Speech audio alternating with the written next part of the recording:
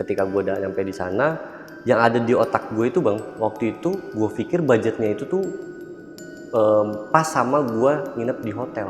Ternyata gue udah disediain tempat, dan itu gue langsung lari ke kamar. Itu gue ngeliat di depan kamar, itu masih sore loh, setengah 12 gitu. Itu di depan kamar, itu gue ngeliat kayak ada satu sosok perempuan, ya kuntilanak lah. Itu kayak lagi mainin rambut gitu.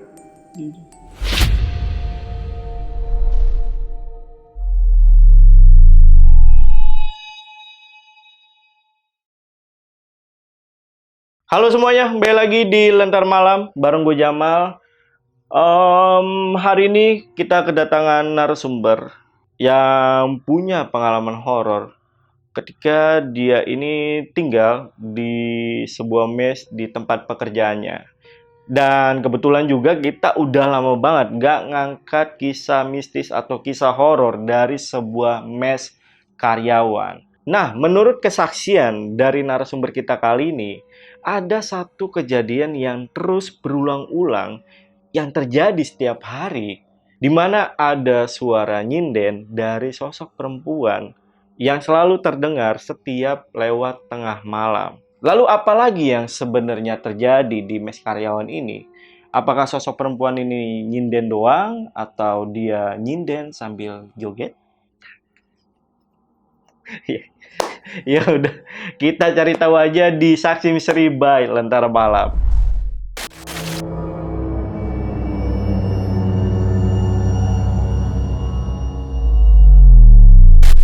Nah, di sini udah ada narasumbernya ini karena spesial. Kita sambut aja namanya Obi. Bi, apa kabar Bi? Baik Ya Bi ya. aman. Ini Baik terus. gokil. Thank you Bi. Kemarin dari kesaksian atau pengalaman horor lo yang di video pertama ya, itu udah nyampe berapa ya? 5,4. 5,4. Dan itu jadi yang penonton terbesar yang ada di Lentar Malam. Dan buat teman-teman yang penasaran, mungkin abis dari sini ya, itu kalian langsung meluncur aja. Nanti linknya gue taruh di deskripsi. Oke, Bi, kali ini lu punya pengalaman horor ketika lu nginep atau tinggal di sebuah mes karyawan. Iya. Ya. Dan di situ ada sosok perempuan yang selalu nyinden nih. Itu ceritanya gimana tuh? Ya, jadi gue ada tugas kantor sih. Ada tugas kantor dan kebetulan akomodasi penginapannya diarahinnya ke situ. Dan di atas itu ada mes karyawan.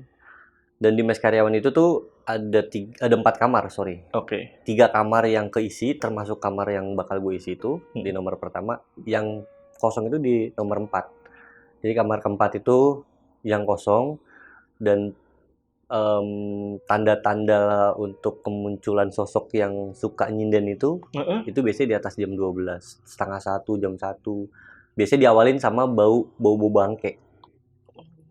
Berarti ini dia sampai muncul nih, Bi? Setiap hari. Wajib. Mostly dari pengalaman yang ada di situ, katanya sih hampir setiap hari ngeganggu. Lu tinggal di mes karyawan ini berapa hari? Atau berapa bulan? Tugasnya cuma 1 minggu. Tugas 1 minggu. Tugas 1 minggu. Karena waktu itu gua ada tugas untuk ngeberesin satu kafe, rubah konsep doang sih. Tapi gua nggak bisa tektok pulang pergi Jakarta Bogor karena terlalu capek. Jadi akhirnya disaranin sama manajer gua untuk tinggal di situ. Karena gue mikirnya awalnya dikasih hotel, ternyata akomodasi penginapannya di situ. Di Bogor nih, Bi? Bogor. Di Bogor. Oke, kalau gitu. Buat teman-teman yang penasaran, simak video sampai habis. Tapi sebelum itu, seperti biasa, kalau kalian pengen jadi narasumber di Lentar Malam, DM langsung aja ke Instagramnya Lentar Malam, ada di @lentarmalam.id, atau kalian bisa hubungi ke nomor yang ada di bawah ini. Yaudah, buat teman-teman yang penasaran sama cerita lengkap dari Obi mengenai mes karyawan yang ada di Bogor, tonton video sampai habis, dan tanpa basa-basi lagi, Saksi Misteri kita mulai.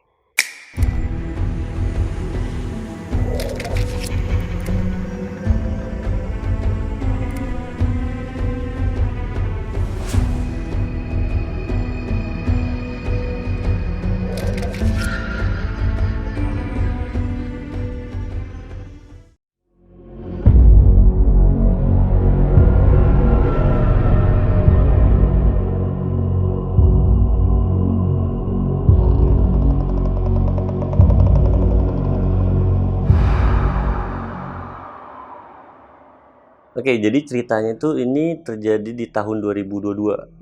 Jadi sebenarnya cerita ini tuh 3 bulan setelah bokap gue meninggal.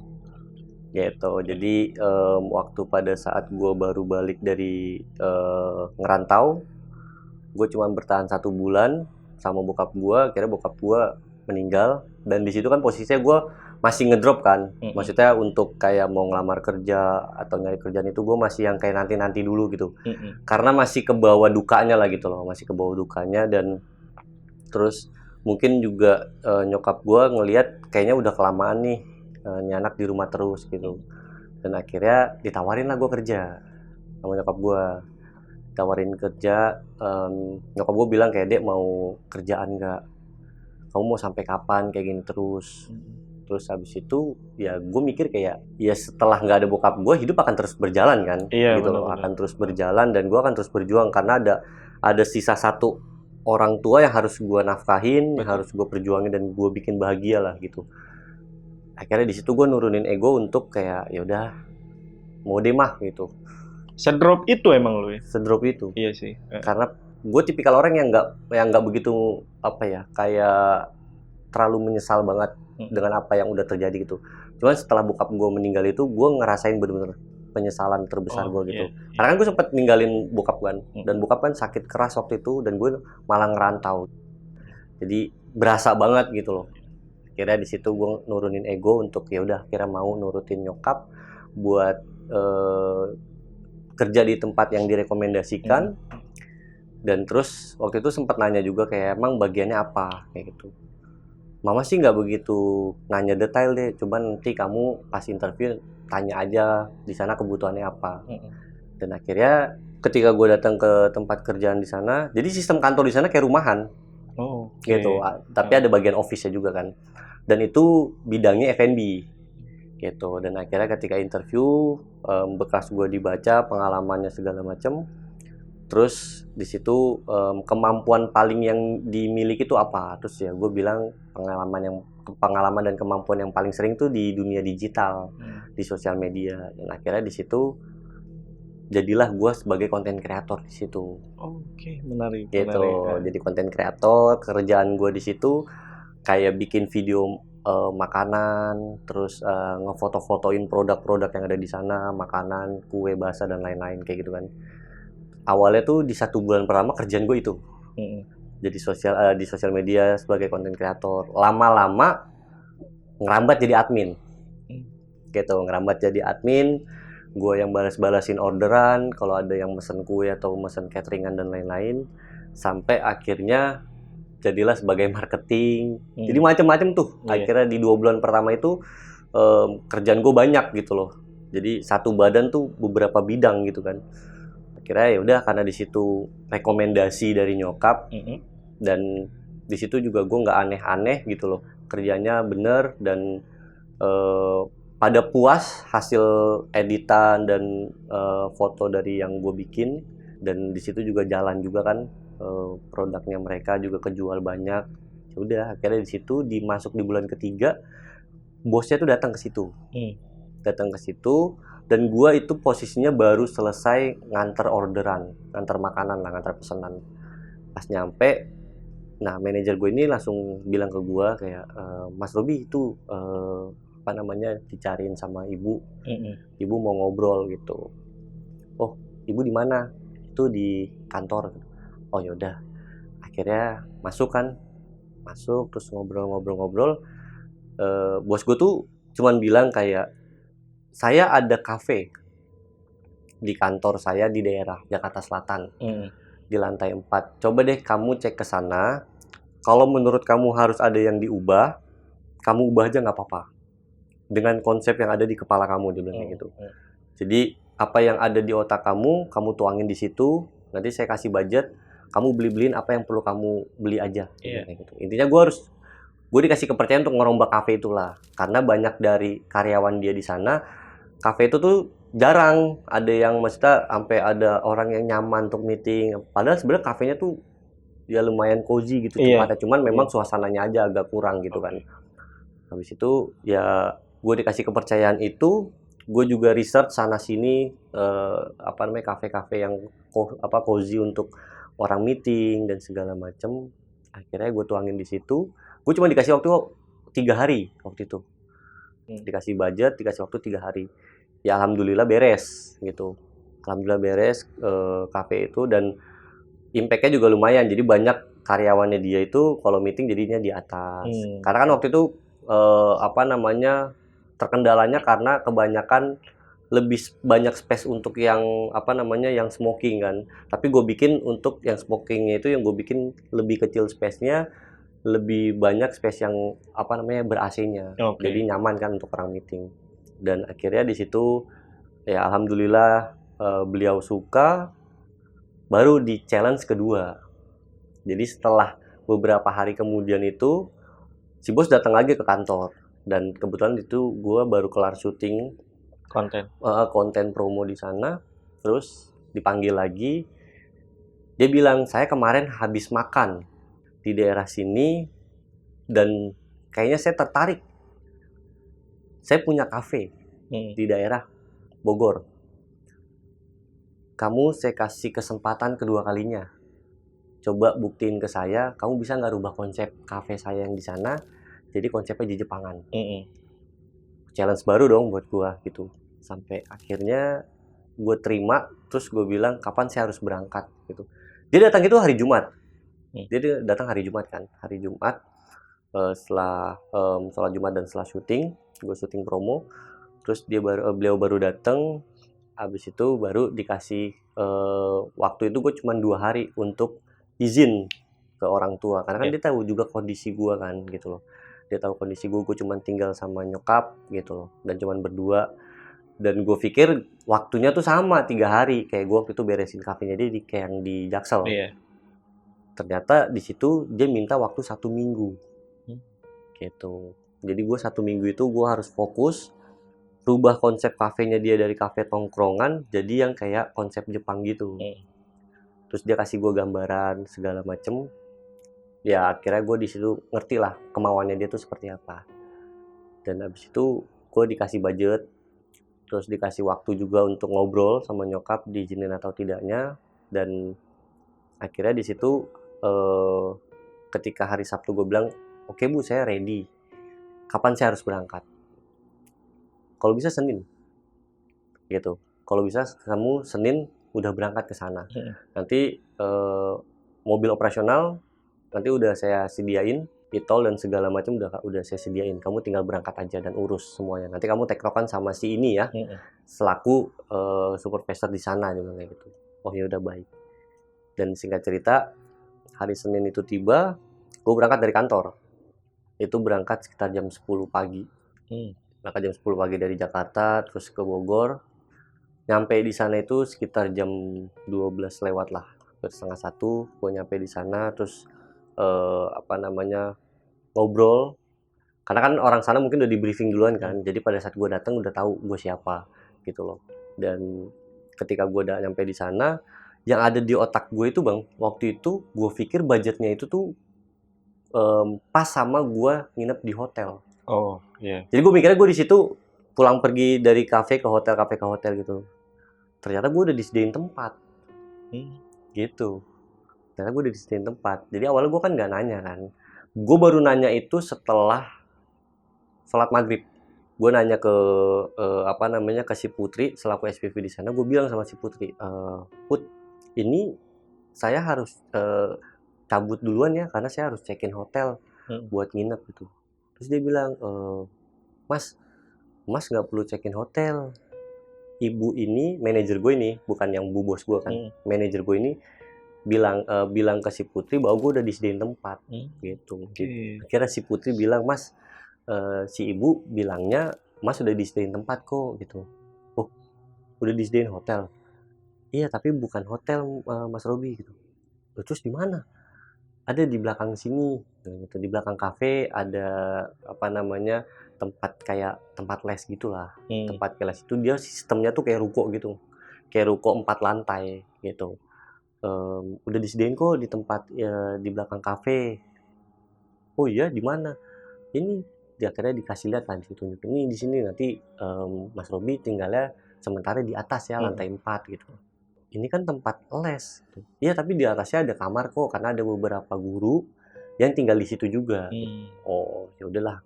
Gue mikirnya kayak ya udah deh, ngurangin budget. Siapa tahu ini budget yang sisaan, yang buat belanja untuk ngerubah konsep dan segala macam, ada sisanya, mungkin itu bonus buat gue kali. Gue mikirnya gitu aja kan.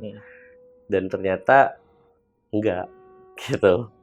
Dan terus ya udah, di situ setelah sholat maghrib ngobrol-ngobrol dan gue udah tahu tempatnya, gue jadi banyak ngabisin waktu tuh di kafe kan gitu, karena gue harus tektokan terus sama si Putri, dan gue harus mikir juga nih konsepnya harus kayak gimana gitu. Jadi di hari pertama udah hektik gitu loh, udah capek. Jadi di hari pertama, di malam pertama gue nginep itu masih apa ya, bisa dibilang masih terornya masih biasa.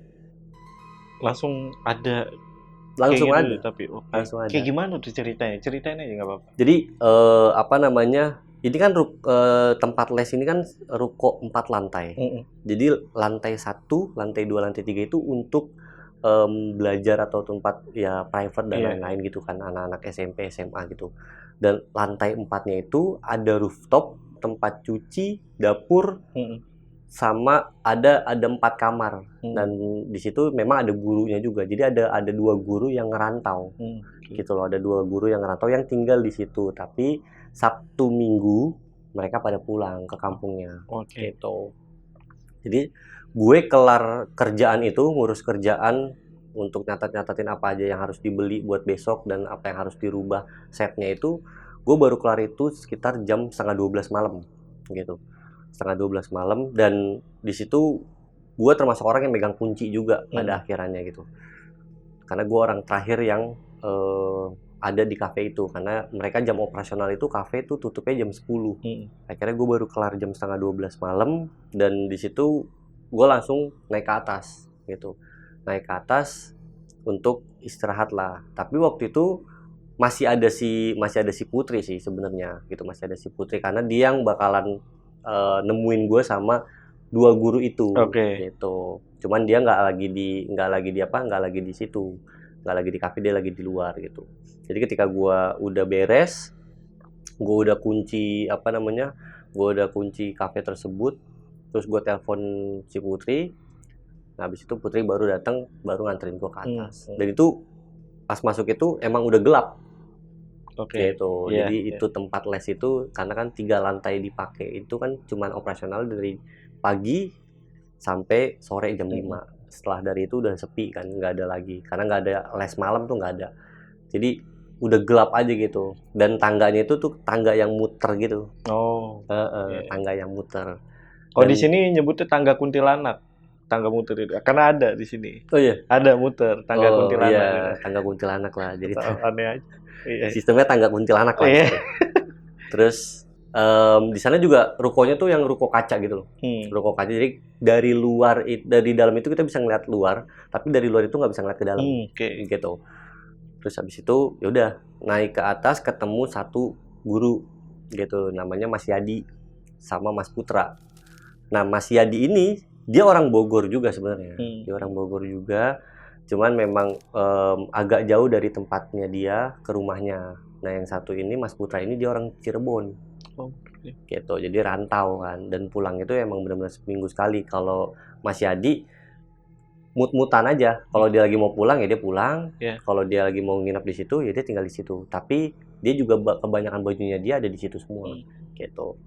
Kita juga seumuran gitu loh. Ini gurunya juga guru masih muda gitu kan. Bukan guru yang udah bawa bapak atau yang udah tua juga, enggak. Tapi masih muda juga kan. Jadi gue mikirnya kayak aman lah gitu loh. Pertama nggak buang budget, dan gue dapet tempat tinggal yang memang tetangganya juga masih muda nih. Dan gue mikirnya mungkin bisa jadi teman ngopi, ngerokok, ngobrol gitu. Dan ternyata ya di luar dugaan bahwa mereka nggak ada yang ngerokok. Cuman gue doang yang ngerokok gitu. Ngopi pun juga jarang gitu loh. Jadi mereka benar-benar ketika udah selesai aktivitas, yaudah mereka masuk kamar ya dengan kehidupannya mereka gitu. Keluar kamar seperlunya aja. Mungkin dia mau beli makan, atau mau ke toilet, atau sholat dan segala macam. Jadi di malam pertama itu, karena mungkin gue udah capek gitu, terus udah dikenalin juga ke Mas Yadi sama si Mas Putra ini, akhirnya si Putri pulang gitu. Si Putri pulang, gue langsung masuk kamar gitu. Nah kebetulan di situ kamar gue tuh sampingnya itu langsung tangga kuntilanak itu. Oke. Gitu. Dan ada, jadi ini kamar yang gue tempatin, yang gue tidurin. Di sini kamarnya si Mas Yadi, di sini kamarnya Mas Putra. Di belakang tuh di paling pojok ada kamar lagi cuman kosong. Gitu. Jadi ada 4 kamar, 3 kamar yang keisi, 1 kosong. Gitu. Dan itu ada space lumayan luas, itu biasanya mereka pakai untuk ibadah, untuk sholat. Terus di sebelah di sebelahnya kamar itu ada ruang space itu tuh buat masak. Baru di sebelah sininya mau ke arah rooftop itu ada kamar mandi. Gitu. Ya udah, karena di situ malam pertama mungkin gue udah capek gitu ya. Udah capek, udah lelah juga. Terus abis bersih-bersih itu, awalnya gue pas lagi ke toilet itu gue cuman ngecium bau aroma yang gak enak doang. Kayak bau bangke gitu. Kayak bau bangke. Jadi gue kayak mikir, karena kan kamar mandi ada apa sih? Bolongan itu tuh. Iya. Bolongan itu kayak ventilasi. Itu langsung rooftop. Gitu. Nah, mungkin gue mikirnya kayak di sana ada tikus mati atau apa. Jadi gue masih positive thinking aja lah di dalam kamar mandi itu. Pas lagi bersih-bersih kan. Gue mencium aroma bangke, terus gue berusaha untuk positive thinking. Setelah gue kelar mandi, gue masuk kamar, lagi main handphone, tiba-tiba tuh dari bawah itu kayak kedengaran suara anak kecil lari. Duduk. Jadi kayak rame gitu anak kecil lari. Nah, itu kan kamar-kamar itu cuman dibatesin bukan tembok, tapi dia triplek. Jadi sekat-sekatnya itu triplek, dan semua kamar, semua ruangan untuk belajar di sana sekatnya triplek semua. Jadi ketika gue di sana itu mungkin sekitar jam 1, gue masih masih main handphone, karena kan kafe buka siang kan, jam 10 kan gitu. Jadi ibarat kata gue bisa bangun agak siang lah, bisa bangun jam 8 atau jam 9 gitu. Jadi jam 1 itu gue masih ada aktivitas main handphone, ngeliat-liat Instagram dan segala macem. Dan itu berasa banget kayak ada anak kecil lari awalnya. Ada anak kecil lari, terus kayak di lantai bawah tuh kayak digedor-gedor gitu. Kayak ada suara digedor-gedor gitu kan. Terus gue kayak mikirnya, ini di bawah ada aktivitas apa sih? Kayak perasaan tadi pas gue naik gelap deh. Kayaknya nggak kepake gitu. Apa mungkin di bawah ada ada kamar atau apa gitu. Gue masih mikirnya kayak gitu kan, karena kan gue nggak tahu seluk buluk ya kan tentang tempat itu. Dari situ kayak gue berusaha untuk kayak ya udahlah, mungkin emang tempat baru dan kayaknya emang perkenalan, gue mikirnya gitu. Jadi itu cuma ada berupa suara, terus gue hiraukan sampai akhirnya karena udah ngantuk, gue ketiduran. Jadi di malam pertama itu masih yang biasa lah gitu loh, yang biasa gitu. Dan karena memang tempatnya kosong aja, lantai 321 itu emang kosong kan. Dan itu emang tempat les, jadi gue mungkin kayak ke distract sama yang siang-siang tadi anak kecil, pada kan banyak juga di situ yang les anak SD kan. Gitu. Jadi mungkin gue kayak halusinasi aja gitu, membuat sesuatu hal yang jadi positif aja lah gitu. Dan sampai akhirnya di hari kedua jadwal gue lebih banyak padat di luar, karena kan harus belanja.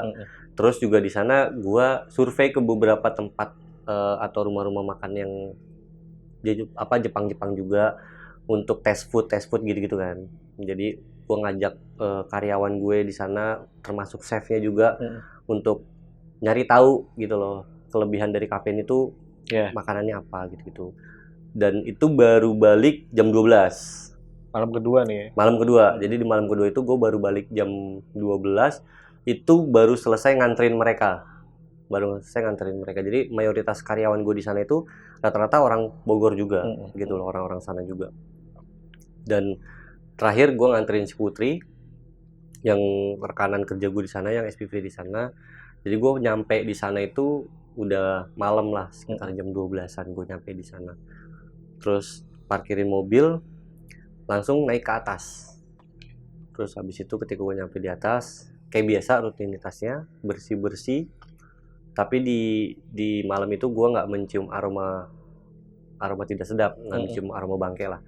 Jadi gue kayak biasa normal-normal aja sampai akhirnya gua sampai ke kamar ngambil laptop dan kebetulan Mas Yadi itu masih belum istirahat gitu. Jadi pada saat gua udah bawa laptop, udah terus mau bikin kopi gitu. Terus habis itu Mas Yadi tuh keluar kamar mau ke toilet, terus gue bilang, gue sapa dong kayak, belum istirahat Mas gitu. Wah belum Mas Ruby, nih masih ada kerjaan buat besok gitu. Oh, ayo Mas, kalau mau ngobrol dulu kita lah di rooftop sambil ngopi sambil ngerokok. Oh maaf Mas, saya nggak ngerokok gitu. Tapi ngopi. Ya kalau lagi mumet doang sih, dia bilang lagi mumet doang ya ngopi. Kalau enggak ya enggak sih gitu. Tapi kalau misalnya Mas Robi mau ngobrol-ngobrol dulu ya, ayo nggak apa-apa gitu. Ya udah akhirnya di situ dia udah masuk ke dalam. Dia memang nggak ngerokok, tapi dia ngepot. Oh iya. Ya kan. Terus habis itu dia ke dalam ngambil pot dulu, terus habis itu kita ke rooftop. Dan itu ngobrol juga sebentar. Jadi cuman ngobrol, nanyain gue tinggal di mana, terus habis itu di sini ada apa namanya, ada keperluan apa, kayak gitu-gitu doang. Jadi basic aja gitu lah, ngobrol basic, nggak yang gimana-gimana. Dan akhirnya sekitar 12:30 itu dia izin untuk istirahat duluan. Oh ya udah, nah gue di situ masih lanjut kerja gitu, masih lanjut kerja ngurusin beresin data, terus cari inspirasi dan lain-lain. Di depan apa namanya, ruko ini kan langsung jalanan gede gitu. Tapi di sana tuh minim banget cahaya, emang gelap gitu loh. Di sana tuh emang jalanannya gelap gitu karena apa namanya, di depan sana gue nggak tahu itu tempat apa, pokoknya banyak pohon dan tapi depannya masjid. Gitu loh. Cuman kayak banyak pepohonannya dan area situ memang pinggir-pinggir jalanannya itu banyak pohon-pohon. Jadi gelap dan minim cahaya kan kayak gitu loh. Dan itu sunyi banget. Jadi di sana tuh kalau udah jam 10 itu udah sepi. Gitu loh. Dibilang apa namanya, kalau dibilang masih kota ya kayaknya masih Bogor kota gitu. Tapi kayak suasananya kayak di perkampungan aja gitu. Jam 10 tuh udah sunyi, jarang ada yang maksudnya motor mobil lalu lalang tuh yang rame tuh jarang gitu. Iya. Kayak gitu kan. Terus nah di situ pertama kali gue lagi ngerjain, jadi kan ada satu kamar yang kosong gitu, dan sebelah ruko gue itu tempat yang les itu ruko juga 4 lantai, tapi itu kosong semua. Jadi ada 3 ruko di sana, 2 di sebelahnya itu tuh lantai-lantai atasnya tuh kosong semua karena dipakai operasinya itu cuman 1 lantai doang gitu loh kalau nggak salah. Awalnya gue pertama kali tuh denger suara kayak ada piring jatuh, piring plastik dari area dapur. Kan area dapur itu kan dekat sama kamar yang keempat gitu kan. Awalnya gue pertama kali tuh denger suara ada piring jatuh. Tak, jatuh gitu. Terus kayak gue langsung nengok. Sunyi aja gitu, sepi gitu. Nah terus abis itu nggak lamanya ada kayak orang kayak gitu. Kayak terus gue nyari di situasi, terus gue kayak ke apa namanya, tralisnya itu, terus gue kayak nengok ke bawah, sepi gitu. Terus itu udah mulai merinding tuh, aduh astagfirullahaladzim, ada apaan gitu. Sampai gongnya itu gue ngedenger suara kayak orang nyinden, kayak di telinga gue tuh samar-samar, kayak gue ngedenger orang nyinden, tapi kecil gitu, samar-samar gitu, kayak kedengarannya tuh jauh banget suaranya, tapi kayak gue ngedenger gitu, kayak orang nyinden, ya selayaknya orang nyinden lah gitu. Akhirnya di situ gue tutup laptop, gue beresin. Pas gue mau masuk ke dalam, jadi kan masuk ke dalam gitu, gue belok ke kiri lagi baru ke arah kamar gue. Jadi pada saat gue belok ke kiri, masuk begini, belok ke kiri mau ke arah kamar, itu kayak dari rooftop kayak langsung gitu. Gue langsung kayak panik gitu kan. Pas gue belok mau ke arah kamar, itu di tangga. Jadi kan kamar gue pas banget. Jadi pintu sampingnya tuh langsung tangga, turun tangga yang tangga kuntilanak gitu kan. Itu ada sosok cewek diri. Jadi ini pintu kamar gue, ya sebelah sininya langsung tangga turun. Itu diri. Di situ gue udah perasaan gue campur aduk. Gue dateng dong, gedor-gedor kamarnya si Mas Putra dong. Pas gue gedor-gedor kamarnya Mas Putra, terus dia langsung kayak baru bangun gitu. Kenapa Mas Robi? Mas tolong Mas, itu ada. Pas dia nengok gini, ada apa Mas Robi? Pas gue ngeliat, gak ada apa-apa. Udah hilang. Oh, sorry Mas, tadi saya kayaknya saya halu deh. Gue langsung bilang kayak, karena gue gak enak kan. Gue ngeliat tadi ada sosok putih di depan kamar gue, mau arah tangga itu. Dan pas si Mas Putra ini keluar, nggak ada apa-apa. Nah, karena di situ kayak yang dia bingung sendiri gitu. Dan mungkin karena si Mas Putra ini juga orang lama kan, kayaknya dia udah ngerti. Terus dia cuma bilang, ya udah nggak apa-apa Mas. Mungkin tadi Mas salah lihat aja kali. Gitu. Jadi gue belum cerita apa-apa, dia udah ngerti kayaknya, udah tahu. Jadi akhirnya dia bilang kayak gitu dan, iya Mas, aduh maaf ya jadi ganggu jam tiduran nih gitu. Maaf banget, akhirnya jadi bikin gaduh. Gitu. Ya nggak apa-apa Mas, udah baca doa aja gitu. Gitu. Iya. Itu sosok cewek yang lo lihat kayak gimana tuh? Sosok putih aja gitu, tapi ngebelakangin. Oh, ngebelakangin. Jadi ngebelakangin gue, jadi gue cuma ngeliat kayak sosok putihnya aja sama rambutnya aja gitu panjang gitu. Tapi kan itu agak kaget juga kan, karena pas abis dari ada yang kayak gitu, gue langsung kayak yang panik gitu. Pas gue belok kiri, ada gue ngeliat itu, dan gue bener-bener pas-pasan sama pintu kamarnya Mas Putra. Jadi orang pertama yang gue cari adalah Mas Putra dulu gitu. Karena kalau ke si Adi kan harus belok lagi kan, gitu loh. Jadi yang dekat aja aksesnya gitu, gue gedor. Habis itu ya udah, gue di situ baca-baca ayat gitu yang gue bisa, sambil deg-degan juga mau masuk arah kamar. Dan pada saat gue udah masuk itu gue langsung kunci, dan gue langsung lari ke kasur. Terus gue langsung kayak selimutan, dan pas di selimutan itu posisinya handphone itu di samping kiri gue. Jadi kan gue selimutan, jadi di luar selimut kan handphone gue kan. Dan itu gue ngerasa banget di dalam kamar gue itu, jadi kamarnya nggak begitu besar. Iya. Jadi kamar gue yang gue tempatin itu dulu bekas kelas juga gitu loh, bekas kelas juga gitu. Tapi nggak begitu besar space-nya. Dan di situ gue ngerasa auranya tuh di kamar itu kayak rame banget, kayak ada aktivitas gitu loh. Cuman kan di situ posisinya gue nggak berani untuk ngebuka selimut kan gitu. Tapi gue di situ sangat amat merasa bahwa di situ kayak lagi ada aktivitas. Terus tiba-tiba muncul suara anak kecil lari-lari, terus diiringin sama anak kecil ketawa kayak gitu-gitu, kayak pada umumnya anak kecil kayak anak kecil ketawa lagi. Tapi itu di lantai bawah. Terus tiba-tiba kayak ada yang jalan di tangga, dek, tapi kayak yang gak nyampe-nyampe. Sampai terakhir itu sebelum gua beraniin diri untuk nyari handphone gitu, itu kamar gue digedor. Nggak digedor sih, lebih ke diketok. Kayak diketok yang cuman 3 kali tek. Karena kan kamar gue ini kamar di sana kaca kan, dan pintunya itu pintu kaca gitu loh.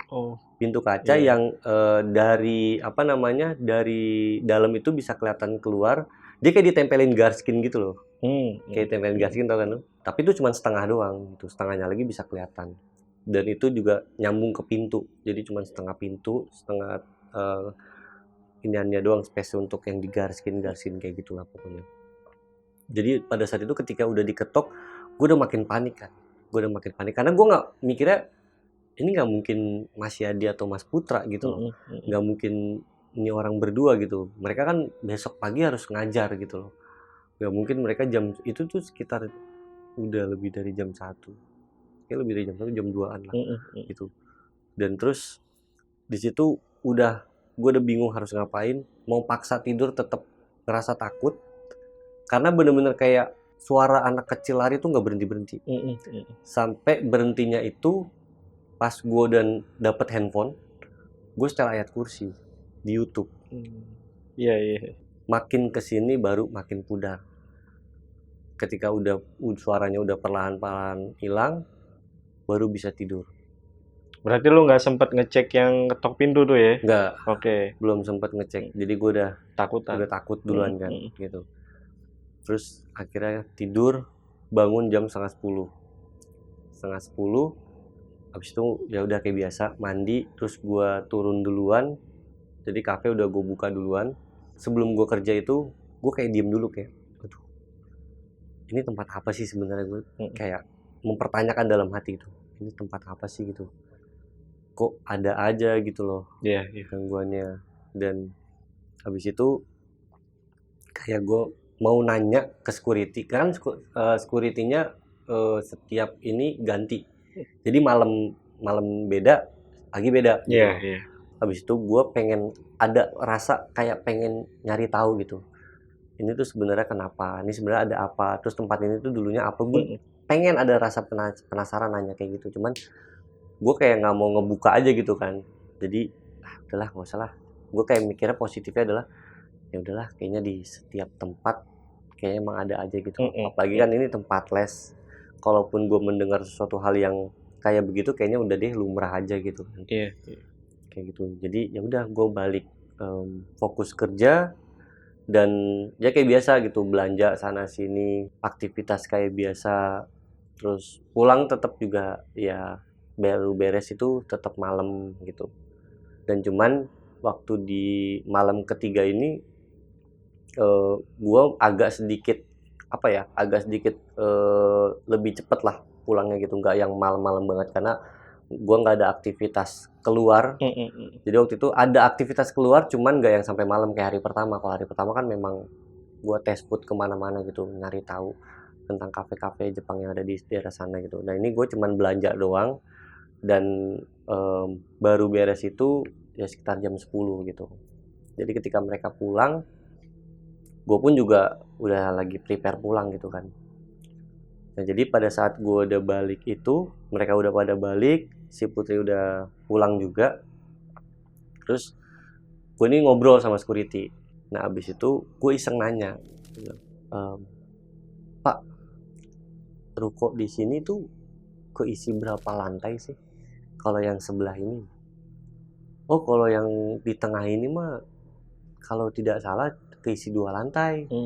Cuman lantai kedua tuh cuman tempat buat kayak gudang aja gitu. Tapi sering diinin orang nggak Pak?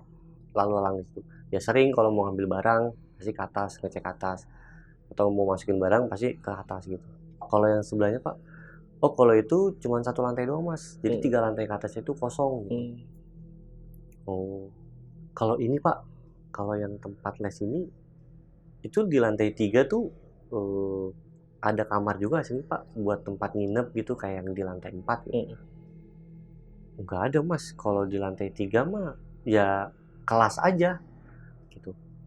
Tiba-tiba dia langsung ngomong kayak gini, kenapa Mas? Mas ini ya udah denger ya kayak ada suara anak kecil lari ya? Dia langsung kayak bilang kayak gitu. Terus gue bilang, kok Bapak tahu? Ah udah biasa Mas, cuekin aja. Pak Yadi juga dulu kayak gitu. Gitu. Pak Yadi juga dulu ngerasain kok Mas waktu pertama kali datang ke sini. Makanya Pak Yadi sering pulang. Nah kalau Mas Putra memang rumahnya kan di Cirebon, jauh. Jadi ya kalau Mas Putra mah ditahan-tahanin. Padahal mah setiap malam kadang suka cerita sama saya. Dia bilang kayak gitu kan. Jadi panjang ini mau urusannya dalam hati gue gitu kan. Terus dia cuma pas kulit itu cuma bilang kayak, kalau misalnya Mas ngedengar suara kayak gitu nggak apa-apa, abain aja. Mas percaya aja setiap tempat pasti ada kok. Di jalan juga pasti ada. Ini kita ngobrol kayak gini, mungkin di pos saya juga pasti ada. Jadi udah relax aja Mas gitu, santai. Yang penting Mas percaya aja sama kepercayaan Mas. Gitu. Oh iya Pak gitu. Tapi Mas, masih lanjut nih dalam hati gua. Gitu gua udah mau pamit tuh, udah mau naik. Maksudnya gimana Pak? Tapi gimana? Iya, cuman Mas harus ini aja, harus sabar-sabar. Maksudnya gimana Pak? Iya kalau misalnya ketemu. Iya soalnya ada yang iseng. ada satu sosok yang iseng dia bilang gitu. Tapi itu dari ruko sebelah. Dari ruko sebelah? Iya, dari ruko sebelah. Oke, terus? Kan di ruko sebelah itu Iya. yang tengah itu kan kosong tuh. Iya. Lantainya kan, yang lantai atasnya kan kosong. Dia bilang kayak gitu. Jadi ada satu sosok yang iseng kayak gitu. Oh, iya deh Pak gitu. Udah akhirnya di situ gue langsung kayak udah nggak mau tahu lagi. Nggak mau tahu lagi, gue udah langsung ngakhirin obrolan, bilang, oh yaudah Pak, saya ke atas duluan ya, udah capek juga nih Pak gitu. Gue naik tuh ke atas,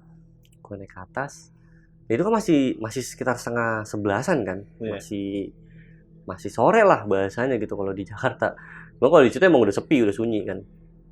Jadi pas gue naik ke atas, jadi pas sampai gue lagi kan tangganya tangga muter tuh, pas gue udah sampai di lantai 3-nya, itu nggak tahu kenapa gue tuh kayak ngerasa pengen nengok ke arah kiri terus gitu.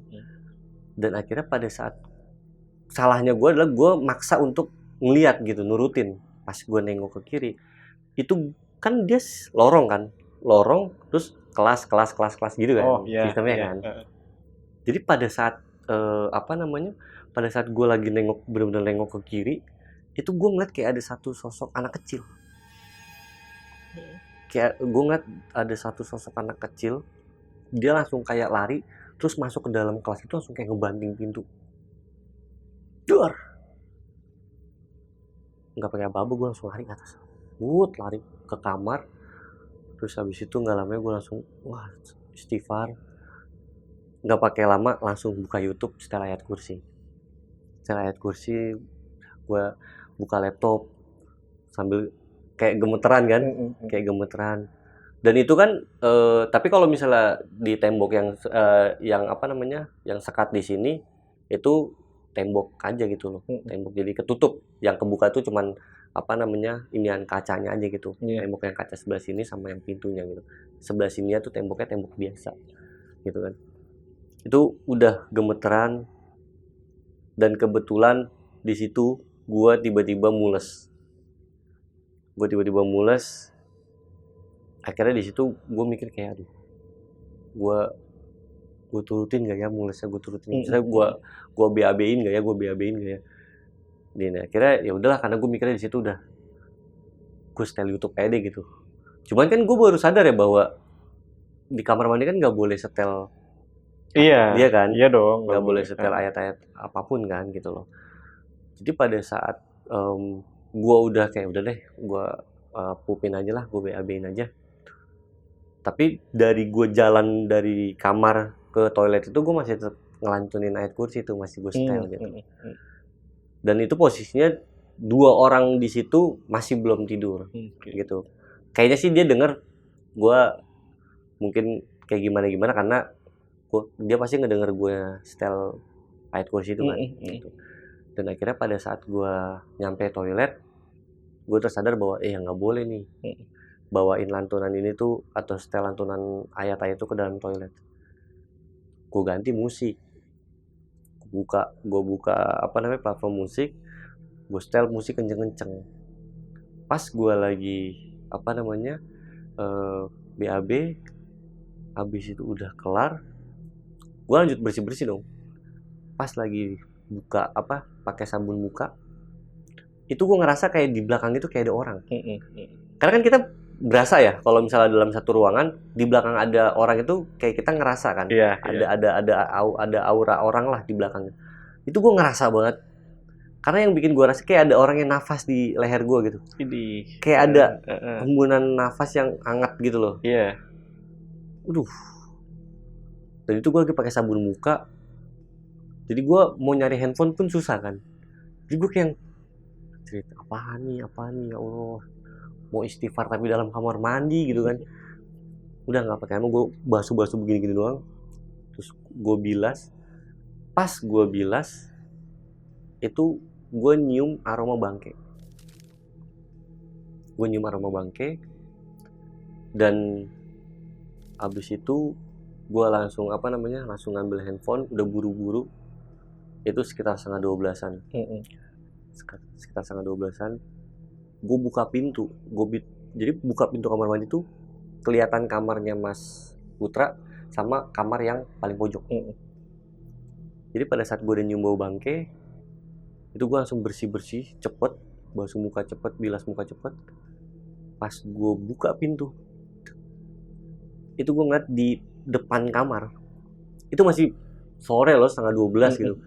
Itu gue ngeliat kayak ada satu sosok perempuan, ya kuntilanak lah, itu kayak lagi mainin rambut gini. Dan itu gue langsung lari ke kamar,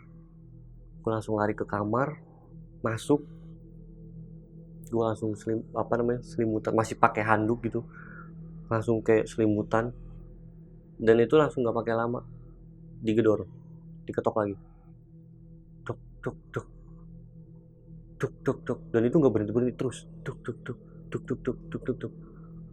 Wah, gue bingung harus ngapain, karena kan tempat tidur gue sampingnya langsung tembok gitu kan, sekat gitu kan.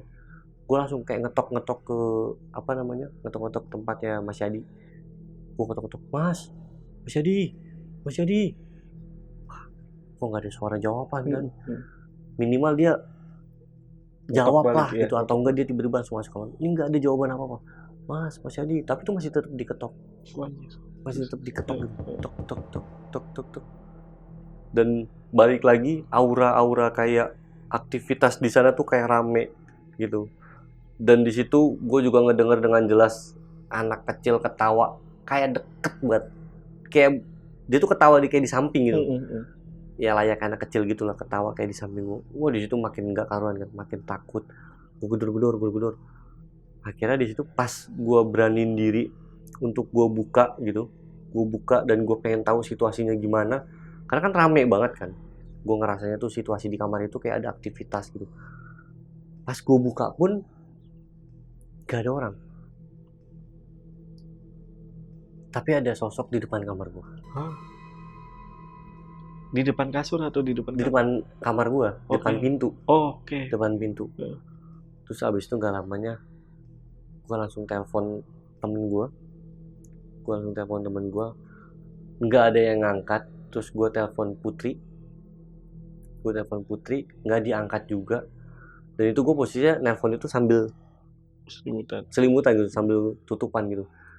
Nggak ada yang ngangkat ya Allah. Sampai akhirnya gue bener-bener gue ketok lagi kamar yang penyekat itu kan, karena itu kan tembok triplek kan. Gue gedor, ada jawaban,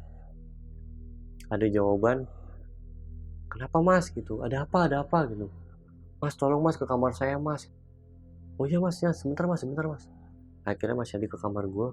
Terus habis itu nggak lamanya, kenapa Mas Ruby, ini bener Mas Yadi kan, gue kayak make sure gitu kan. Karena gue takut kan. Iya bener, kenapa Mas, ada apa? Akhirnya dia kayak megang gue gitu, megang pundak. Waduh Mas, saya kayaknya diganggu lagi nih, gue bilang kayak gitu. Oh, kirain saya kenapa? Oh, tadi tuh yang ngetok Mas. Saya pikir, oh Mas udah terbiasa ya? Ya saya mau udah biasa Mas. Saya pikir itu sosok itu. Gitu. Ternyata ya gue yang ngetok kan. Ternyata mereka tuh udah gitulah, udah terbiasa. Iya, udah terbiasa. Makanya pada saat gue ngetok, mereka kayak bodoh amat, mengabaikan karena mereka udah saking terbiasanya. Ternyata ya itu gue gitu. Ya Allah Mas, maaf Mas, saya pikir ya itu yang biasa saya rasain sebelum ada Mas. Oh ternyata Mas yang ngetok-ngetok. Ya Allah maaf ya Mas. Gimana Mas? Mas berani nggak tidur sendiri? Tuh kayaknya saya nanti aja deh tidurnya. Mas di sini udah ngantuk belum? Saya sih sudah ngantuk Mas. Udah deh, saya di kamar Mas saya dulu deh gitu. Oh yaudah, nggak apa-apa kan Mas? Nggak apa-apa. Akhirnya gue main lah. Jadi main tuh ke kamarnya dia. Karena kan itu masih di bawah jam 12 kan, gitu loh. Jadi belum malam-malam banget kan. Akhirnya gue main dulu gitu. Jadi akhirnya dia nggak jadi tidur gitu. Akhirnya gue ngobrol. Cuman kan makin lama makin gak enak dong. Karena kan waktu makin kemakan. Jam 1 gue langsung bilang, Mas, mohon maaf ya sebelumnya kalau saya jadi ngeganggu waktu istirahat nih gitu. iya Mas Robi nggak apa-apa, udah bikin terbiasa aja lah gitu, jadi terbiasa aja, kan ya namanya kayak gitu mah pasti ada aja Mas gitu. Tapi sekali lagi saya minta maaf ya Mas, saya pikir tuh yang tadi gedor-gedor itu Halus-halus lah. iya sosok itu Mas yang biasa ngeganggu. Anjing. Terus. Ya ternyata itu emas gitu. Yaudah Mas, kalau saya sih dulu sebelum akhirnya terbiasa, saya sih biasanya tidur selalu buka aplikasi musik ataupun YouTube itu setel ayat kursi atau ayat apa, jadi kayak orang ngaji gitu lah. Coba Mas pakai itu aja lah, nggak apa-apa, saya saranin gitu. Yang penting Mas ngerasa nggak sendiri aja, masih tetap ada suara-suara lantunan ayat-ayat. Yaudah akhirnya gue balik ke kamar, akhirnya gue cobalah saran dari dia gitu. Ya alhamdulillah gitu loh, alhamdulillah adem ayem aja gitu, adem ayem, dan alhamdulillah lagi ya gue bisa tidur gitu. Gue jadi ngebayangin, Bi. Ini yang ngetok pintu lo itu sosok cewek tadi, yang perempuan tadi yang sambil apa? Sambil mainin rambut, terus sambil ngetok pintu lo gitu, sambil mainin rambut, sambil ketok pintu. Itu serem banget sih. Itu yang gue bayangin ya. Anjir. Ya kayak gitu. Dan ternyata ya gue baru tahu jawabannya kalau yang iseng itu emang itu. Iya. Gitu. Oke. Lanjut, Bi. Kayak gitu. Dan kan gue nggak begitu ngeliat jelas mukanya kan awalnya kan, karena dia cuma ketutupan setengah gitu. Karena dia lagi dimainin rambutnya gitu kan. Akhirnya di hari keempat gue di situ, sebenarnya gue di hari keempat itu kan hari Kamis kan. Oke. Kan hari Kamis itu gue tuh cerita ke si Putri kan. Gue cerita lagi ke Putri. Nah Putri ini kan skeptis ya.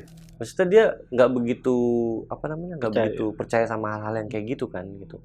Tapi dia selalu nguatin gue untuk kayak udahlah nggak apa-apa, banyakin sholat aja, kemarin udah sholat belum gitu. Terus sebelum tidur wudu gak gitu kan.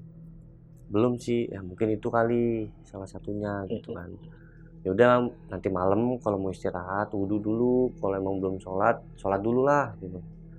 Ya itu udah balik lagi kerja. Dan di hari itu gue banyak kerjaan gitu dan banyak aktivitas di luar, belanja sana sini, survei sana sini, sampai baru nyampe balik lagi itu benar-benar posisi gue sendiri itu sekitar 12:30. Tuh sibuk banget tuh ya. Iya. Alhamdulillah di situ hari itu tuh sibuk banget, karena juga gue baru beres itu 12:30, anak-anak tuh baru beres tuh setengah 11-an lewat lah gitu. Karena kan mulai ngedekor, terus beresin yang di lantai atas tuh sorenya, jadi banyak makan waktu di lantai 2-nya kan, karena kan kafe gue waktu itu 2 lantai gitu. Terus habis itu udah baru beres itu gue 12:30 baru tutup tutup kafe. Nah terus nggak lamanya gue baru tahu kalau 2 guru itu pulang. Jadi Kamis dia pulang, malam Jumat tuh dia pulang. Iya, jadi Kamis malam Jumat itu mereka 2 guru ini pulang. Karena hari Jumatnya tanggal merah. Jadi long weekend kan, gitu loh. Jadi long weekend.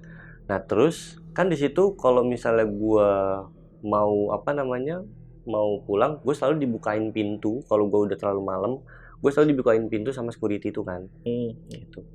Nah, terus pas gua udah ngunci kafe, pas gue mau ke pos security, si security ini bilang, Mas Robi, udah tahu belum? Kenapa Pak? Mas Yadi sama Mas Putra pulang kampung. Mereka pada pulang, kan besok Jumat libur. Terus gue langsung kayak diem gitu kan, anjir. Terus dia langsung bilang, tapi kalau misalnya Mas takut, nanti saya temenin, gitu. Alhamdulillah gitu kan. Alhamdulillah. Terus gue bilang, alhamdulillah Pak, iya Pak, mungkin nanti saya bisa langsung turun aja deh Pak gitu, buat minta temenin Bapak gitu. Iya Mas, soalnya ini Mas Yadi sama Mas Putra udah pulang tadi habis maghrib gitu. Mas Robi lagi keluar. Tadi saya mau ngasih tahu tadi, cuman Mas Robi lagi keluar baru ada di kafe tadi gitu. Jadi saya baru bisa infoin sekarang. Terus gue langsung nanya dong, Di atas sepi dong pak. Iya cuma Mas Robi doang. Dia bilang kayak gitu. Waduh. Akhirnya di situ gue udah langsung ya Allah. Nah lo. Dan gue di situ baru sadar bahwa itu malam Jumat kan. Habis itu gue bilang, yaudah pak, saya ke atas dulu deh, saya mau bersih-bersih. Nanti saya turun ya pak, temenin saya gitu. Kita ngopi-ngopi aja, nanti bapak saya beliin rokok deh gitu. Nggih mas. Akhirnya sama dia dibukain pintu tuh. Bukain pintu, gue langsung buka YouTube kan. Gue udah buka YouTube langsung setel ayat kursi di situ dari awal. Naik ke atas masih selau nih. Masih selau. Nyampe kamar pun masih belum ada feel takut. Dan masih belum ada ngerasa yang kayak gimana hasrat masih santai-santai aja kan karena masih ada temennya lah, temen itu ya lantunan ayat itu kan. Habis itu ya udah gue bersih sampai depan kamar mandi, ganti musik, gue fullin, lagi bersih lagi bilas muka. Pertama gue denger suara kayak tembok diketok doang, kayak dek gitu, cuma 2 kali. Waduh, astaga, udah mulai deg-degan kan. Tiba-tiba gue di kuping gue tuh ngedenger suara untuk yang kedua kalinya, suara orang nyinden. Suara musik loh dalam kamar mandi kalah sama suara orang nyinden. Gila, gue bilang, wah. Di situ gue udah lemes kan, gue udah ya ampun. Terus gue mikir langsung kayak gini, anjir, gue di dalam kamar mandi lagi. Ini kalau tiba-tiba nongol, kelar nih gue. Akhirnya di situ gue percepat semuanya, habis sikat gigi, udah kumur-kumur beres. Pas gue mau cabut, itu sosok itu ada lagi. Jadi sosok apa namanya yang cewek yang di kamar 4 itu, yang kamar keempat itu ada lagi. Dan itu gue ngeliat dengan jelas mukanya, tapi sama begini, masih begini tapi kayak, dan dia tuh bener-bener nengoknya ke arah gue gitu, kayak yang begini. Wah gila, gue bilang creepy parah kan. Nggak lamanya di situ, pas kan di situ karena gue shock, balik lagi orang kalau udah kagetnya udah over pasti nggak mungkin langsung gerak kan, pasti nge-freeze dulu kan. Di situ gue nge-freeze tapi sambil yang kayak astagfirullahaladzim, tapi dia mesti yang kayak benerin rambut tapi dia ngeliatin gitu. Gue bilang mukanya hancur kayak gitu lah. Terus wah, akhirnya di situ gue langsung teriak Allahu Akbar. Pas gue lari mau belok begini, itu ada sosok perempuan depan kamar gue lagi. Jadi ada 2. Dan lu bayangin di situ gue posisi bener-bener kayak ini di kanan ada, ini di kiri ada. Dan gue kan nggak tahu harus kemana kan, gitu. Gue masuk ke kamarnya Mas Yadi dong. Gue langsung lari. Karena pas gue mau masuk kamarnya si Putra kekunci. Pas gue belok begini, kamarnya Mas Yadi itu nggak dikunci. Jadi gue langsung masuk ke kamar, dan itu gue langsung selimutan kan. Gue tapi sambil kayak istighfar, astagfirullahaladzim. Dan itu kan kondisi udah ya mungkin udah larut malam juga kan gitu. Wah itu udah kalut, digedor-gedor lagi, dan itu kayak bener-bener suaranya itu jadi makin rame, dan tetap di kuping itu bener-bener berasa gitu suara orang nyinden, suara kayak lagi nyinden tuh bener-bener berasa banget gitu. Dan akhirnya di situ gue telepon beberapa teman gue, gak diangkat. Dan gue telepon Putri juga nggak diangkat, karena sebelumnya gue tuh ngasih tahu ke Putri juga kan. Nah terus si Putri tuh bilang ke gue gini, Bi, nanti kalau misalnya lo ngerasa takut, lo telepon gue aja. Nanti gue minta tolong adik gue buat nemenin lo. Gitu di siangnya tuh setelah gue ceritakan, nanti gue minta tolong adik gue untuk nemenin lo. Nanti adik gue OTW gitu. Terus habis itu nggak lamanya ya gue awalnya kepikirannya teman-teman gue aja lah. Gue telepon temen gue, video call temen gue, gak ada yang angkat karena mungkin itu udah malam kan. Gue nelpon Putri, awalnya nggak diangkat.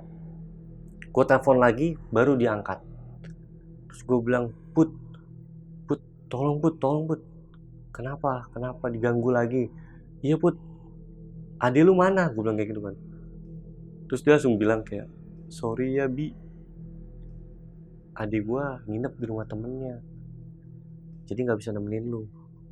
Makanya pas lu nelpon, gue nggak berani ngangkat. Gitu.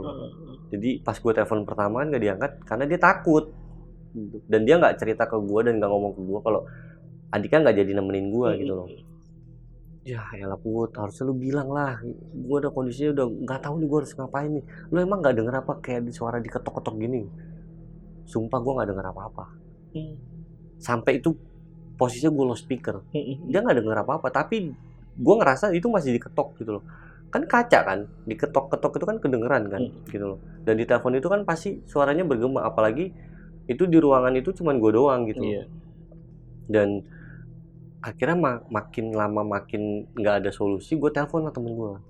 Dia orang Bogor juga gitu loh, teman main gitu kan.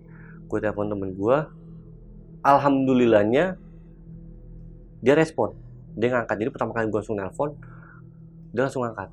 Terus dia bilang, kenapa Plang? Nih lu di mana? Di rumah gue gitu. Lu bisa nggak ke tempat gue nih? Gue lagi di Bogor nih. Lu di mana? Ya gue nggak tahu nih gue di mana gitu. Ya lu gimana sih, lu nyuruh gue ke Bogor tapi lu nggak tahu lu di mana? Udah lu pokoknya lu kesini. Ya alamatnya di mana Plang gitu. Terus habis itu nggak lamanya dia langsung bilang, lu tenang dulu. Gue nggak tahu nih lu di Bogor ini di posisinya di mananya. Lu mendingan Sherlock, dia bilang kayak gitu. Oh iya ya kan ada Sherlock, ada bisa share lokasi ya. Ya iyalah kan lu bilang lu di Bogor, ya gue nggak tahu. Terus lu tiba-tiba marah-marah, lu nanya gue bukan orang Bogor, lu ngapain nanya gue di mananya kan gue nggak tahu. Jadi kayak chaos dulu tuh pertama debat dulu. Panik lu. Ya karena gue panik kan. Dan ya bener juga sih, karena ya gue bukan orang Bogor, dan ketika dia nanya lu di Bogor mana nih, ya gue kan nggak tahu ya jalan itu jalan apa namanya kan gitu loh. Jadi akhirnya debat dulu sampai akhirnya dia nenangin gue. Terus dia bilang di WhatsApp itu ada yang namanya bisa share lokasi. Dia bilang kayak gitu, lu makanya jangan panik dulu. Terus gue di situ marah-marah kan, ya gimana nggak panik, gue tar aja dia ceritanya, gue bilang gitu. Akhirnya di situ gue share tuh lokasi gue di mana kan, share secara live kan. Terus dia cuma bilang kayak udah bentar gitu. Ya udah lu cepet ya, ngebut gitu. Akhirnya dia sampai nih, singkat cerita dia sampai. Tapi itu masih ada bang, suara itu tuh masih ada gitu. Dan di kuping gue masih kedengeran suara orang nyinden tuh masih kedengeran gitu. Ketika dia udah sampai, dia bilang gue udah sampai nih gitu. Ya udah lu langsung ke pos security. Akhirnya di situ handphonenya dimatiin sama dia, teleponnya, karena kan dia udah sampai tuh. Teleponnya dimatiin. Terus dia nanya sama security, Pak, ini saya mau nyamperin teman saya si Robi di atas Pak, kayaknya dia lagi diganggu gitu. Terus si security-nya tuh diem aja, security-nya katanya diem aja. Nah dia akhirnya ke belakang ngebelakangin security, nelpon gua. Pas gua angkat, gimana lu udah nyampe atas belum? Plang, ini security-nya diem aja nih gitu. Gue tanya, lu masa kayak orang nggak kenal lu beneran di sini nggak sih alamatnya? Ya beneran kan, Sherlock itu. Udah lu minta tolong aja cepet lah gitu. Gue udah takut banget nih ya, pulang kayak gitu kan. Yaudah bentar. Pas dia balik badan, itu security-nya nggak ada. Terus Dia bingung kan. Dia nelpon gue lagi, Plang, kok security-nya nggak ada ya? Perasaan tadi gue ninggal nelpon lu cuma sebentar.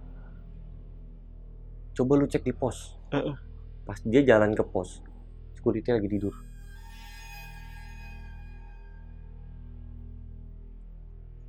Jadi di situ dia langsung diem. Plang, nggak beres nih Plang. Iya, udah pokoknya gue nggak mau tahu, lu jemput gue cepet ke atas. Security tidur Plang. Ya udah lu nggak usah mikir apa-apa, udah lu bangunin sekarang, gue bilang gitu. Kalau emang security marah-marah, gue yang ngadepin, ntar deh gampang, gue tinggal gue ceritain kondisi gue bilang kayak gitu kan. Yaudah akhirnya dia bangunin security tuh, kondisinya masih nelpon, keadaan nelpon, dan gue dengar dia lagi bangunin, pak punten pak gitu. Akhirnya bangun, pak punten, ini saya temennya Robi, si Robi kayaknya kondisinya lagi kurang baik nih di atas pak gitu. Oh ya Allah, diganggu lagi ya ternyata gitu. Akhirnya ke atas dia berdua, dan itu kan udah lumayan larut malam kan. Habis itu pas udah dicek kamar pertama kan, gue nggak ada di kamar gue kan, gue ada di kamar si Adi kan, di kamar Mas Adi kan. Akhirnya pas ngecek kamar 1 baru ada gue di situ, dibuka pintunya, terus habis itu nggak lama gue langsung refleks gitu, gue lihat wah bener temen gue sama security. Dan habis itu nggak lamanya baru gue turun.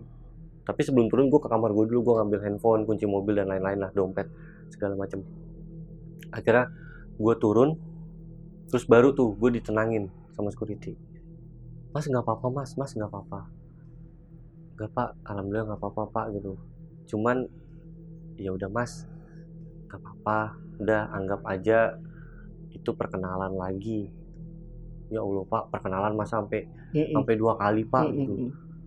Mas udah ketemu belum sama yang suka mainin rambut? Wajib. Security sampai bilang kayak gitu. Yang di kamar keempat kan pak? Iya, itu yang paling iseng mas. Dulu malah Mas Putra lebih parah gitu. Tapi ya udah nggak apa-apa mas, lagi ini juga mungkin kan karena malam Jumat, mas juga sendiri, jadinya akhirnya ya dapat kesan yang seperti itu. Ya udah deh pak, udah saya nggak mau bahas lagi deh pak. Udah akhirnya gue di situ jalan sama temen gue, tapi di situ gue bawa motor, ngikut motornya dia. Jadi mobil gue ditaruh, cuman kunci mobil tetap gue bawa gitu. Oh, lu dibonceng? Gue dibonceng. Iya. Berarti waktu nyariin lu di kamar pertama, mereka tuh kaget gak tuh nggak ada lu tuh? Kaget mereka. Dia sempat nelpon. Cuman gue di situ kayak ngedenger ada suara kayak gaduh aja gitu. Kayak ada suara gaduh. Cuman pada saat dia nelpon itu pas banget dia udah ngebuka pintu, security udah ngebuka pintu duluan gitu. Jadi pada saat mau gue angkat, security udah ngebuka pintu duluan, baru security bilang, ini Mas Robi nih gitu. Mas Robi ada di sini nih gitu. Dan itu kan di sana kasurnya itu tingkat. Jadi kasurnya itu kayak kasur asrama aja gitu. Kasurnya tingkat atas bawah gitu. Jadi ya kurang lebih kayak gitu. Wah itu gue langsung lega banget kan. Lega banget, udah bisa udah bisa keluar dari situ. Dan akhirnya gue nginep di tempatnya teman gue itu. Jadi tidurnya di sana, berangkat kerja pun dari rumah teman gue. Kayak gitu, berangkat kerja pun dari rumah teman gue. Malamnya pun juga kayak gitu juga. Jadi dari siang itu gue udah langsung minta temenin Putri itu untuk ngambil beberapa baju ganti buat besok lagi. Jadi gue malam Minggu itu sampai di malam Senin itu gue nggak di situ. Gitu. Saking takutnya ya? Saking takutnya. Cuman kan di malam Senin itu sekitar jam 9 itu baru pada datang kan, yang si Mas Yadi sama Mas Putra itu. Karena kan besokannya udah mulai kerja lagi mereka. Iya. Les itu udah masuk lagi kan anak-anak gitu. Kayak gitu sih. Jadi gue di situ memutuskan untuk udah nggak mau istirahat di situ lagi. Jadi gue istirahat di rumah temen gue, berangkat pun dari rumah temen gue. Jadi mobil standby di situ. Gitu. Gue OTW tuh pulang pergi naik motornya dia. Gitu. Jadi ya udah akhirnya, tapi di situ manajer gue nggak tahu tentang apa yang gue alamin. Baru gue telepon itu pas gue udah mau balik. Kan gue malam itu juga balik. Malam Seninnya? Malam Seninnya. Malam Senin itu lu balik tuh? Setelah si Mas Yadi sama Mas Putra tuh udah datang. Jadi gue jam 10 itu langsung balik Jakarta. Gitu. Lu telepon gimana tuh? Telepon maksudnya? Ya gue ngasih tahu gitu kan. Sebenarnya di jadwal itu gue baru balik itu harusnya Senin pagi gitu. Cuman pada saat itu pas gue udah kemas-kemas jam 10 gue udah mau cabut, Udah di mobil gue sempat nelpon dulu, gue bilang, Bu saya kayaknya balik sekarang gitu, nggak bisa ngelanjutin untuk tinggal di situ lagi, dan nggak mungkin besok saya harus balik, nggak mungkin, gue bilang gitu. Loh kenapa emangnya, di sana nggak nyaman atau gimana? Atau emang lingkungannya buat kamu nggak nyaman karena orang-orangnya apa gimana gitu, kayak gitu. Enggak Bu, ini sebenarnya saya nggak tahu ya Ibu percaya atau enggak, gue ceritain di setiap kejadiannya. Responnya cuman kayak, itu mah paling cuman rasa ketakutanmu doang, halusinasi, makanya sholatnya jangan ditinggalin, segala macam, paling gitu-gitu doang kan. Jadi kayak percuma aja gitu gue cerita kalau emang ujungnya gue tahu gitu loh, kalau ya dia pasti nggak akan percaya juga gitu loh. Kira ya udah, gue memutuskan untuk balik ke Jakarta, dan di situ posisinya si Putri itu masih pembukuan di situ, gitu. Dia masih pembukuan di situ dan dia balik malam. Dan itu kan posisinya gue udah cabut kan, gue udah jalan. Nah, jadi pada saat gue sampai di rumah di Jakarta, iya sampai di Jakarta, 12:30 itu Putri tuh nelpon gue.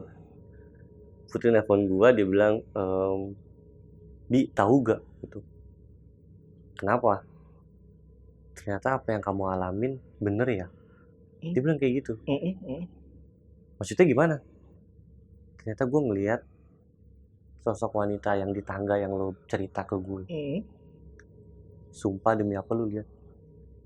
Sumpah demi Allah, gue lihat dia pas gue lagi mau ngambil motor di parkiran. Dia bilang kayak gitu. Setahu gue, kan itu iniannya kaca kan, dan orang dari luar itu nggak bisa ngeliat ke dalam kan. Tapi dia bisa ngelihat sosok perempuan yang ada di situ. Berarti tapi tetap dari luar sih, tetap dari luar. Jadi dia nggak dari dalam, dia tetap dari luar. Gitu. Nah, Bi, ini kan waktu lu mau balik ke Jakarta, si tadi Bang Putra dan juga Bang Yadi itu kan udah pulang juga tuh. Udah pulang ke penginapan ya, atau mes lah ya. Mes ya. Lu sempet ibaratnya ngobrol lagi gak? Enggak. Say hello? Enggak. Lu saking takutnya itu enggak nemuin mereka? Enggak. Terus kan gue udah prepare duluan. Iya. Gue udah prepare duluan kan siang-siang sebelum mereka balik. Mereka kan balik malam. Gitu. Iya. Saking takutnya udah nggak mau ke situ lagi. Nah, ini kan Mas Putra dan juga Mas Yadi ya. Itu kan udah lama di situ ya. Lu sempat dengar cerita dari mereka, itu ceritanya kayak gimana tuh? Waktu itu ada satu momen di mana mereka ini kan kadang kalau makan siang di kafe itu. Dan kalau misalnya jam-jam 4 ketika mereka lagi free, mereka ngopi juga di situ. Jadi ada satu momen di mana gue tuh ngobrol lebih ke sama Mas Putranya sih. Kalau sama Mas Yadinya jarang, karena dia kayak sibuk sama dunianya aja gitu. Jadi kalau makan di situ selalu nonton sesuatu, kayak misalnya entah nonton YouTube atau apa gitu, kayak nonton film atau apa. Jadi kalau sama Mas Putra waktu itu gue ada satu momen di mana gue ngopi bareng sama dia gitu. Jadi gue lagi free, dia lagi free, terus ngopi bareng. Sebenarnya yang paling banyak itu Putra. Ya karena sebelahan. Iya. Gitu loh. Dan gue sempet waktu itu, karena kan dia tahu juga dan dia cuman bilang, Mas cuman kayak gitu doang. Saya loh lagi mandi malam-malam, pas saya keluar kamar dia di depan saya. Anjing. Goblok. Saya langsung teriak refleks, teriak. Terus habis itu saya banting pintu. Terus habis itu nggak lamanya si Pak Yadi keluar, si Mas Yadi keluar kamarnya, nyamperin saya, terus ngetok-ngetok, kenapa Mas Putra gitu, kayak gitu. So ekstrim itu. Jadi dia baru kelar bersih-bersih, kondisinya waktu itu dia baru pulang dari Cirebon, baru datang dari Cirebon, pulang ke situ, terus dia bersih-bersih, kan dia bawa motor, terus habis itu habis bersih-bersih buka pintu langsung depan muka. Gila. Gokil sih. Itu satu. Terus yang kalau yang kedua, dia sebenarnya jadi ketika selama gue kena teror di tengah malam itu, sebenarnya dia tahu, dia dengar, gitu. Tapi dia nggak mau berusaha untuk ikut campur. Dia cerita sama gue kok, gitu. Sebelumnya juga aku tahu kok Mas Robi diganggu kan. Itu saya belum tidur Mas, gitu. Cuman saya juga takut. Cuma karena saya udah terbiasa, jadi kayak udahlah gitu.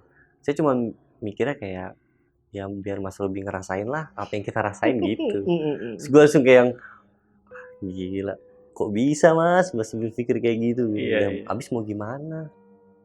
Dunia mereka kan memang ada, dia cuma bilang kayak gitu. Cuman balik lagi ke kitanya aja menyikapinya. Benar. Makanya aku ketika udah terbiasa jadinya kayak udah. Kalau Mas sering denger di kuping ada suara orang nyinden, aku loh Mas setiap malam jam 3 di kamarku selalu kedengaran orang nyinden. Dan dari kamar sebelah kan kasurnya dia itu disekat sekat apa triplek itu langsung kasur kan. Iya. Dan itu kedengeran dia kayak nyindennya jelas banget, lebih jelas dari kalau gua kan samar-samar kan suaranya jauh. Dia jelas banget, sejelas itu. Oh berarti suara nyinden itu berasal dari si sosok yang jahil itu juga. Iya. Wah, anjing. Kayak gitu. Terus kalau kadang momen-momen tertentu suka ngejatohin piring, jadi ngeberantakin kayak gitu-gitu. Kan yang paling deket, balik lagi akses yang paling deket sama itu adalah Putra dulu, baru Yadi. Iya Mas Putra. Kayak gitu. Terus gue sempet nanya, kalau yang di tangga Mas, kalau yang di tangga mah itu memang penunggu di tangga, cuman sebenarnya dia lebih sering aksesnya itu di lantai 2. Ngapain dia nungguin di tangga? Gak tahu. Lu tanya gue tanya siapa? Ngapain dia nungguin di tangga? Iya. Oke. Anak kecil dia pernah ketemu juga? Anak kecil cuman suara lari-lari sama ketawa doang. Tapi belum pernah ketemu sosok. Berarti lo doang tuh? Iya. Mas Yadi mungkin? Gak tau, gue nggak ngobrol banyak ya. Oh, jarang ya. Introvert dia. Iya, pendiam banget. Jadi kalau misalnya ngobrol sama dia tuh kadang seperlunya. Dan waktu itu kan sempat akhirnya ada topik obrolan itu karena yang dia nyamperin gua kan. Iya. Gitu loh. Udah itu doang momennya. Gitu. Setertutup itu kalau masih Adi. Tapi baik ya. Kan masih sempat nolong kan. Sempat nolong, baik. Cuman ya itu, dia awalnya gak mau nolong karena ya itu, karena dia udah terbiasa itu kan. Lu sempat ngomong nggak kalau lu make kamarnya Mas Yadi itu yang di teror terakhir itu? Enggak. Gue juga bingung ya dia kenapa, karena kan mungkin dia tinggalnya di Bogor kan, tinggalnya juga deket kan. Mungkin, dia kenapa nggak dikunci? Iya, mungkin juga emang dia takutnya nanti kalau misalnya dia mau mau ke situ, ya nggak perlu nyari kunci lagi mungkin. Iya. Gitu kali, nggak tahu juga gue. Pokoknya yang pas pada saat itu kebetulan kamar yang nggak dikunci, kamarnya Mas Yadi yang gue masukin aja udah. Dan lu juga lagi panik kan? Panik banget ya. Panik banget. Jadi main asal masuk kamar aja. Kalau dari pernyataan satpam atau security yang ada di situ, itu kan sosok yang iseng itu kan yang mainin rambut ya. Kalau sosok perempuan dan juga anak kecil ini, lu sempet nyari tahu juga, Bi? Gue tidak berusaha nyari tahu, cuman pada akhirnya security yang ngasih tahu. Jadi kalau untuk yang sosok yang mainin rambut, itu memang sosok yang auranya paling negatif dari ruko yang sebelah, gitu. Nah, kenapa seringnya di lantai 4 dan di kamar yang keempat? Karena emang kamar 4 kosong, gitu. Itu kan gitu. Kalau yang yang cewek ini nih yang di tangga, security tuh nggak ngasih tahu apa-apa. Cuman dia ngasih tahu yang anak kecil. Anak kecil gimana tuh? Jadi mungkin kejadiannya udah lama. Gue nggak tahu tahun berapanya. Jadi waktu itu di depan jalan situ tuh pernah ada kecelakaan. Oh, sempet di-spill loh? Iya. Di hari keberapa lo di-spill itu? Itu di hari ke-3 deh masalah. Yang waktu ngobrol itu juga? Itu di-spill juga? Iya, di-spill. Gitu. Kayak gitu. Terus jadi pada saat kecelakaan yang anak kecil itu di tempat. Terus sebelum itu infonya ya, itu dievakuasi di depan yang tempat les itu. Tapi bukan siswa dari les itu? Bukan kayaknya. Bukan ya? Bukan. Soalnya dapat infonya ya dari security ya korban kecelakaan itu. Katanya sih gitu.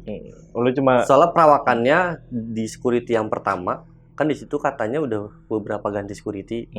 Itu jadi kayak cerita ini kalau ketemu anak kecil ini gini jadi kayak udah diceritain gitu. Dan ya security itu bilangnya kayak gitu. Perawakannya soalnya mirip gitu. Iya. Jadi pada saat dievakuasi meninggal di situ ya mungkin karena memang itu tempat les dan banyak anak kecil jadi mungkin ya gua nggak tahu lah. Iya, makanya gue menarik. sempat nanya apakah si korban anak kecil ini adalah pelajar atau siswa yang ada di les situ. Nggak tahu lo ya? Nggak tahu sih. Cuma infonya itu doang sih yang anak kecil itu. Cuma kalau yang sosok perempuan yang itu tuh yang sering di tangga, Iya, di tangga. nggak tahu muasalnya dari mana, tapi emang itu sering nampakin diri. Iya. Padahal tadi kita sempat intermezzo kalau tangga muter itu kan tangga kuntilanak ya. Ternyata memang ada tuh. Memang ada. Dan emang itu udah lama katanya. Iya. Udah lama itu. Jadi emang lu kalau masih inget kita di Rorotan, di studio yang lama, itu ada juga tangga muter itu. Itu kayak ya ada beberapa kejadian lah sama tim Lentera Malam di situ. Nah, makanya setiap ketemu tangga muter, tangga kuntilanak kita sebut. Nah, di sini juga ada gitu, tangga muter itu. Lu di bawah ada? Di sini ada. Ini? Belakang ini ada. Kuntilanak juga ini? Nggak tahu, belum ada sih. Cuman kita nyebutnya udah kayak, tangga kuntilanak gitu aja. Lucu aja gitu buat lucu-lucuan. Anak-anak sini tuh bilangnya kayak gitu. Dan ternyata beneran di situ ada kuntilanaknya. Kalau itu emang katanya udah lama. Udah lama ya. Cuman tidak ganggu. Tidak ganggu. Maksudnya tidak jahil, paling cuma nampakin diri gitu. Kadang nangis. Itu doang. Iya, berarti memang bener ya. Gue kan tadi berpendapat kalau yang ketok pintu itu yang sambil rapin rambut itu. Iya. Memang itu yang paling jahil kan? Kayaknya itu yang paling jahil. Soalnya auranya tuh, jadi bau yang bau bangke itu dia. Oh. Gitu. Iya. Soalnya pas gua berpas-pasan itu, maksudnya bukan berpas-pasan, bener-bener ngeliat dengan jelas di malam Jumat itu kayak apa ya? Kayak creepy banget gitu. Beda sama yang kalau lu inget yang di rumah sakit itu. Iya. Itu beda. Oh, oke. Kalau yang di rumah sakit itu kan maksudnya auranya tenang, jahil, nampakin, tapi nggak yang kayak apa ya, rautnya tuh yang kayak ya jahil seneng aja gitu. Kalau ini tuh rautnya tuh kayak senyumnya tuh senyum yang emang bener-bener mau nakutin orang gitu-gitu loh. Iya. Karena ada maksudnya yang isengnya jahilnya tuh karena emang kesenangan, energinya emang kuat. Ada yang emang energinya kuat tapi karena kayak penuh dendam gitu kan ada. Iya. Kayak gitu loh. Nah, temen lu nih.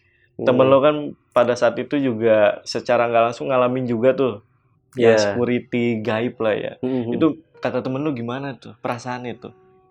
Jadi dia cuman kesel aja sih. Karena pas di jalan itu dia cuma bilang kayak gini. Anjing lah. Gue niatnya mau nolongin temen. Kebagian juga gue. Yang security gue lagi. Iya, orang gue jelas banget kok Plang. Gue nyampe itu security lagi diri aja udah. Kayak orang lagi siap aja gitu. Jadi penglihatan dia tuh, security-nya tuh lagi kayak gini aja gitu. Di depan. Di depan apa? Yang pintu masuk yang lobby itu begini aja udah. Gitu. Ya gue negor dong. Gitu loh, gue nanya lu dong. Tapi dia nggak jawab apa-apa. Gue tanya tentang lu lagi kayak gini. Dia diem aja. Makanya gue telepon lu lagi. Pas gue cuma balik badan sebentar itu, nggak nyampe berapa menit. Pas gue lihat balik badan nggak ada orang. Makanya gue telepon lu lagi, terus abis itu lu nyuruh gue untuk ke pos. Pas gue lihat lagi tidur. Sosok security-nya yang dilihat sama temen lu itu sama nggak main tidur? Sama. Oh sama? Sama. Oh menyerupai ya? Sama. Sosok menyerupai. Sama. Goks. Nah terakhir nih. Gimana perasaan lo ketika tahu kalau uang bonusan itu bukan buat lo? Sisaan itu bukan buat lo. Mending buat nginep di hotel ya. Pakai Iya. itu ya sekalian Iya. ya. Gimana tuh? Istighfar. Istighfar. Anjing. Ya namanya kita Udah ngarep ya kan? Banyak Iyalah. kan duit sisaannya. lumayan tuh, udah sekitar berapa ya? 6 jutaan ada. Anjing. Sumpah. 6 ribuan mah ada itu. Iya sih Sisanya. buat hotel sehari makan. Iya, tadinya Harusnya kan, ya, harusnya tadi kan ya. gue mau di otak gue tuh karena dikasih segitu nominal segitu, gue nginep di hotel di Bogor kota nih gitu kan, yang semalamnya yang 600 ribuan kan, kalau Iya. misalnya dikali 7 hari kan ya mungkin estimasi sekitar 7 jutaan kan. Iya, iya. Masih 7 jutaan, masih sekitar 3 sampai 4 jutaan Iya, kan iya, gitu. iya. Masih ada sisanya nih, Iya. ya kan, buat jajan-jajan gitu, nongkrong gitu. Ternyata nggak ada juga. Itu aja jadi sisa banyak yang dikasih. Iya, Bener-bener nggak dikasih. kagak dikasih. Mantap. Cuma bilang makasih gitu. Makasih doang. 5 jari tuh biasanya. Makasih, Bi. Nah, ini sebelum gua tutup, Bi. Instagram, Bi. Apa nih, Bi? @Julianobi. Julianobi. Julianobi. Dan tadi juga kita sempat ngobrol kalau lo sekarang lagi apa ya, kerja jual mokas, Yoi, mobil bekas ya, mobil Bi? bekas. Bisnis sampingan sih tuh. Bisnis sampingan ya. Cuman kerjaan utama gua kerja di salah satu showroom otomotif. Mm-mm. Kayak gitu. Tapi sampingannya mobil bekas. Oke. Dan buat teman-teman yang mungkin lagi pengen beli mobil bekas, boleh nih hubungi ke nomor lu. Iya. Nggak apa-apa, nomor Nggak WhatsApp. apa-apa, nomor Oke, WhatsApp. nanti ditampilin ya di sini nih. Atau nggak di depannya. Kalau Obi. nggak Instagram juga bisa sih. Di Instagram juga bisa ya? Jadi kalau misalnya emang lagi ada kebutuhan mau beli mobil baru, Mm-mm. ya langsung DM aja di Instagram gua. Lagi nyari mobil lama berkualitas, DM aja. Oh, berarti nggak cuma mobil bekas ya? Iya. Baru pun Baru ada pun ya? ada. Wih, di agen. Agen. Mantap. Gokil, mantap. Sukses, Bi. Amin. Thank you ya. Dan buat Sama-sama. teman-teman jangan lupa untuk mampir ke episode dari pengalaman Obi sebelumnya waktu di rumah sakit, dan itu jadi penonton terbanyak di Lentar Malam. Ya, itu seru banget tuh tentang waktu Mas Obi ini jadi OB di rumah sakit. Untuk linknya nanti gue juga taruh di deskripsi. Oke, sekali lagi Bi, thank you ya Bi ya. Thank you. Video kali ini gue rasa cukup. Gue Jamal dari Lentar Malam dan Obi. izin pamit. Bye.